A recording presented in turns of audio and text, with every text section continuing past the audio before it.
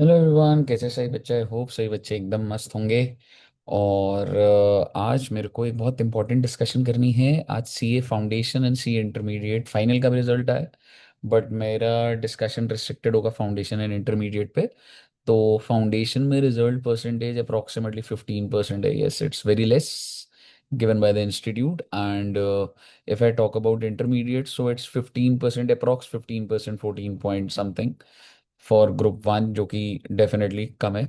और group to में फिर भी मैं बोलूँगा 22% है।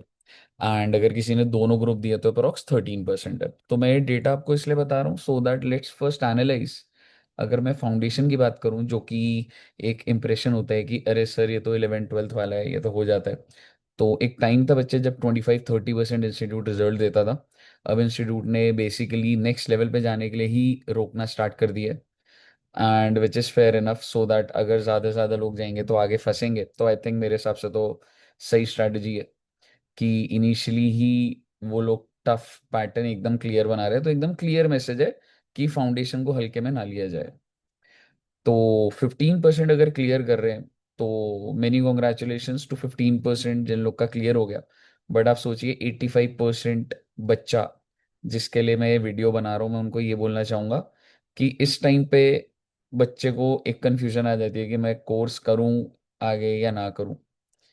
तो मेरा बच्चों को सजेशन ये है, ये कोर्स बच्चे ऐसा नहीं है कि आपने एग्जाम दिया और आपको पास हो जाओगे आप, और आप नेक्स्ट जाओगे पास हो जाओगे। ये वो कोर्स नहीं है। प्लीज इस साइकोलॉजिकल फैक्ट से बाहर निकलिए। ये स्कूल के एग्जाम्स नहीं है कि हम चाहे जो भी चल रहा है लाइफ में पास तो हो ही जाते हैं। ऐसा नहीं है, ना ही ये कोई बीकॉम है। तो CA in itself is a emotion, it's a बहुत ही हैवी डिग्री होती है। तो इज्जत दो डिग्री को। अगर आईसीआई ने फेल करा है, we should first accept this. And it's absolutely normal. It's, मैं ये बोलूंगा, यस, वरी होना तो बनता है बट पैनिक होना नहीं बनता है। एंड अगर आप इस कोर्स को ड्रीम करते हैं, आपका dream and you want to live this dream, तो ये मन में ख्याल नहीं आने चाहिए। अगर जिन बच्चों को मन में ख्याल आ रहे हैं तो वो गड़बड़ वाली बात है। First thing. Second, at the same time अभी सितंबर अटेम्प्ट आ रहा है, तो जिन भी बच्चों का क्लियर नहीं हुआ उनको सितंबर अटेम्प्ट देना चाहिए मेरे हिसाब से। फाउंडेशन की बात कर रहा हूँ पहले मैं। और जो बच्चे अभी दे रहे हैं, आई मीन जो अभी फर्स्ट टाइम दे रहे हैं, वो अलर्ट हो जाइए क्योंकि आपके लिए भी अलार्मिंग है कि 15% रिजल्ट आएगा। तो पुराना लॉट जो 85% सताया हुआ है वो भी आएगा। और आप जो फ्रेश हो उसमें से भी 15% का ही परसेंटेज लेके चलिए। यानी कि 100 में से 15 बच्चा अगर पास हो रहा है, तो are you in that 15%? So for that आपको जितना भी एफर्ट डालना पड़े, डालना पड़ता है। सो ये हो गई बात फाउंडेशन की। इंटरमीडिएट में मैं बोलूंगा 15% ग्रुप वन का है। एंड देन ग्रुप टू का 22% है। बोथ ग्रुप 13 है। तो जिन बच्चों का नहीं हुआ, तो ऐसा मत सोचो भाई कि हमारे साथ क्या हुआ कि हो गया।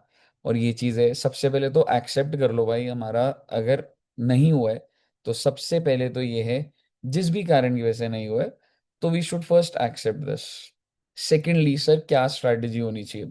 स्ट्रैटेजी होनी चाहिए, अगर आपको आपका रिजल्ट से सेटिस्फैक्शन नहीं है, आपको पेपर मंगवाने चाहिए इंस्टीट्यूट में। आप एप्लीकेशन डालिए रिवैल्यूएशन आरटीए की, और आपको अपने पेपर्स निकलवाने चाहिए। बिकॉज आई नो आप सभी हार्ड वर्किंग बच्चे हो, लेकिन अगर क्लियर नहीं हुआ, it's very important to know the reason. तो सबसे पहली चीज़ तो आप अपने पेपर निकलवाइए and find out the mistakes respective अपने जहाँ से भी आप पढ़ते हैं उन फैकल्टीज को वो पेपर्स दिखाइए एंड उसको डिस्कस करिए। तब तक ऐसा नहीं है कि तुम वेट करते रहोगे, पढ़ाई तो कल से ही स्टार्ट कर दो भाई। दूसरी बात, सर हमको कैसे नहीं हो रहे हम पास? देखो ऐसा हर किसी का अलग अलग सिचुएशन होता है, बट अगर मैं आपको बोलूं कि अगर मैं अकाउंट्स टैक्स इसकी बात करूं, तो लिख लिख के प्रैक्टिस करो बच्चे। एंड मॉक टेस्ट दीजिए ज़्यादा से ज़्यादा। And be honest to yourself. दोबारा से मैं सेम बात बोलूंगा, पूरा मॉड्यूल, पिछले 5 साल के आरटीपी और पिछले 5 साल के पीवाईक्यू, क्या आपने ईमानदारी से करे थे? एंड मैं आपको बता दूं, अभी भी सेम स्ट्रैटेजी है। मैं आपको सेम चीज बोलूंगा, but do it with honesty. किसी को पता नहीं लगेगा बच्चे, मेरे को नहीं लगेगा, आपके पेरेंट्स को नहीं पता लग रहा, आप जहां भी पढ़ने जा रहे हो किसी को पता नहीं लगेगा। अगर तुम ऐसे क्वेश्चन करते करते, अरे इसका आंसर तो ये था, चलो लिख देते हैं, यही प्रॉब्लम हो रही है। मैं आपको बता रहा हूँ, आप मत देखिए आंसर को प्लीज। ठीक है। एंड अपना प्लान बनाइए। इंटर के भी बच्चे, फाउंडेशन के बच्चे आपको सितंबर में ही देना चाहिए। यू हैव जुलाई अगस्त। अपना प्लान बनाइए पहले, पूरा प्लान। अगस्त तो बेसिकली जुलाई अगस्त में आपको 3 बार रिवीजन करना है। ठीक है। ये 3 बार जब रिवाइज होगा तो आपको कॉन्फिडेंस आएगा। ऐसा नहीं होता है एक बार रिवाइज करके हो जाए। ठीक है। एंड आप समझिए कि अगर जब आप क्वेश्चन को सॉल्व कर रहे हैं, अगर आप उसको रीड करके सॉल्व कर रहे हैं, आपको पता नहीं लग पा रहा है, पर दैट्स द प्रॉब्लम। मैं ये नहीं कह रहा दैट इज प्रॉब्लम, मतलब एकदम ही 100% यही है। बट प्लीज, मुझे ऐसा लगता है बहुत बच्चों की ये प्रॉब्लम होती है, तो इसलिए मुझे है।